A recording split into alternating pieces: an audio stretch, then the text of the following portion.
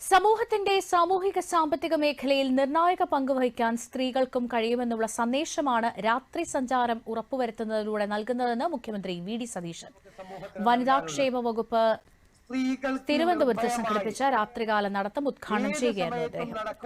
മന്ത്രിമാരായ ബിന്ദുകൃഷ്ണ, കെ തുളസി എന്നിവർ പങ്കെടുത്തു. പാളയത്ത് നിന്നും ആരംഭിച്ച രാത്രി സഞ്ചാരം കിഴക്കേക്കോട്ടയിൽ സമാപിച്ചു. സ്ത്രീകളുടെ ഒത്തുചേരൽ അത് മറ്റൊരു സന്ദേശം കൂടി നൽകും. ഈ സമൂഹത്തിന്റെ മാറ്റത്തിന് വേണ്ടി, സോഷ്യോ ഇക്കണോമിക് ഡെവലപ്മെന്റിന് വേണ്ടി ഞങ്ങൾക്കും കൃത്യമായ പങ്കുവഹിക്കാനുണ്ട് എന്ന സന്ദേശം കൂടി നൽകണം.